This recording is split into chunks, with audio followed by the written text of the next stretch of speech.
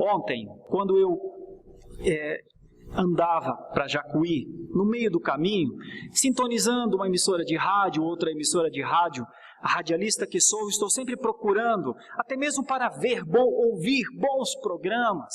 E então, sintonizando uma emissora, outra emissora, lá quase fora do estado de São Paulo, sintonizei uma rádio, eu imagino que seja de Ribeirão Preto, da região de Ribeirão Preto.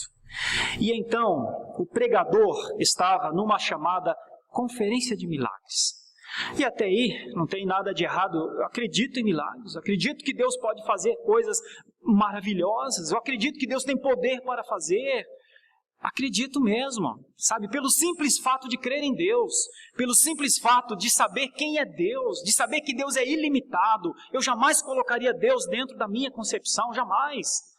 Eu posso até não ver, eu posso até não estar presente, mas eu creio que Deus pode mesmo todas as coisas. Mas não as que eu ouvi, certamente não. Porque este pregador dizia ali coisas que não fazem sentido com a realidade da fé.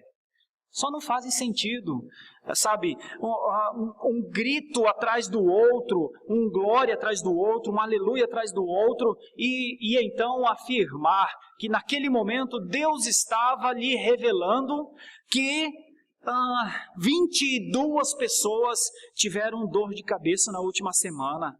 Irmãos, isso não faz sentido, sabe? Não faz sentido que o Espírito de Deus estava naquele momento lhe revelando que naquela última semana 14 estavam com dores nos rins.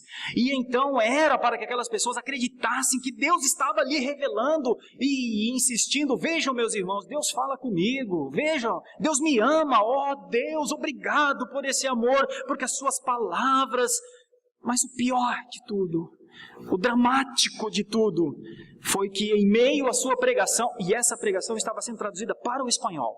Então, em cada momento que o pregador falava, o tradutor traduzia em espanhol.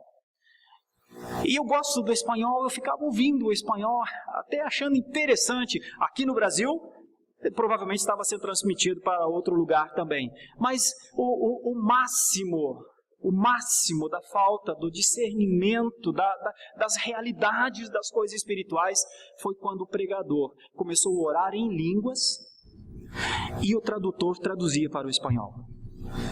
Aí não dá, aí é de doer.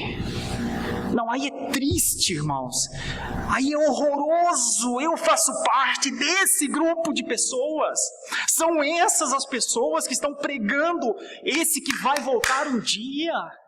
Eu não acredito, é lamentável, e eu resolvi denunciar isso também. Eu sei que tem gente inocente lá, eu sei que tem gente em busca de um milagre, mas sinceramente, Deus está muito além do Deus que desmancha caroço, meus irmãos, pelo amor de Deus. Deus está muito além do Deus que o Espírito conta que tem 13, que tem 15, com dor aqui, dor ali naquela semana, e que agora o milagre vai acontecer e a pessoa vai entrar na fila para vir contar a bênção. Pelo amor de Deus, pelo amor de Deus. Mas eu quero denunciar a fonte. Esses homens são pobres homens.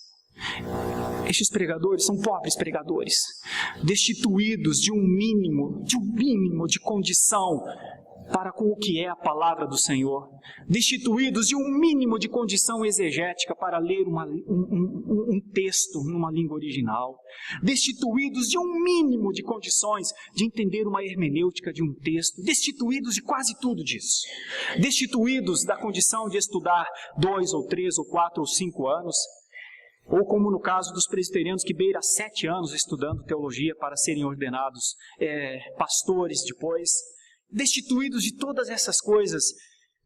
Eu só tenho dó. Eu respeito muito aqueles que estão lá dizendo, Senhor, eu estou aqui, me visita. Eu respeito muito estes, mas estes que pregam isso, eu não consigo respeitar. Eu não posso ter compromisso com isso.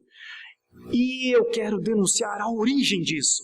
A origem disso é um grupo de pentecostais que assumiu no Brasil um contexto americano em décadas passadas. E eles trouxeram pelo menos 3 coisas, que são as heresias iniciais e que depois graçou livremente por esse Brasil, chegando a esse ponto do que eu ouvi no sábado à tarde. são aqueles que trouxeram para o Brasil, nas décadas anteriores, a chamada confissão positiva. De dizer que se determinar, se decretar, vai acontecer. Isso é uma mentira. Isso é uma mentira já desmascarada na história, mas infelizmente no Brasil, muitos ainda acham que isso é verdade. A pregação da chamada autoridade espiritual, em que ninguém pode tocar nos ungidos do Senhor, isso é um mecanismo de defesa para essas pessoas descomprometidas com a glória de Deus, poderem ter seus livres atos, muitas vezes questionáveis sim, mas não são porque são os ungidos do Senhor. E no meio disso tudo tem um negócio chamado batalha espiritual, que é um dualismo que coloca Deus e o diabo na mesma situação. E eles não são dois seres na mesma situação. Existe um Deus que é poderoso acima de tudo e de todos. E existe um diabo, um diabinho, meus irmãos. Um serzinho. Não para ser combatido por nós, como muitos pensam, mas diante de Deus, ele é um cisco. Só que, infelizmente, o erro do pentecostalismo, e eu não estou falando do neopentecostalismo, estou falando do pentecostalismo, o erro do pentecostalismo, que é anterior ao neopentecostalismo, identificou essa chamada autoridade espiritual, dando autoridade a muitos que não têm autoridade nem dentro das suas casas. E dando uma ideia de uma batalha espiritual como se Deus e o diabo fossem da mesma força, e não são. E por fim, se essa autoridade espiritual tem força para combater Satanás com as suas artimanhas e muitas vezes mantras ligadas e muito parecidas com hipnotismos em série que a gente vê na internet em todo lugar, obviamente, estes também foram aqueles da confissão positiva. Essas três heresias terríveis dominaram o pentecostalismo no Brasil e entraram para o neopentecostalismo. E agora a gente ouve isso.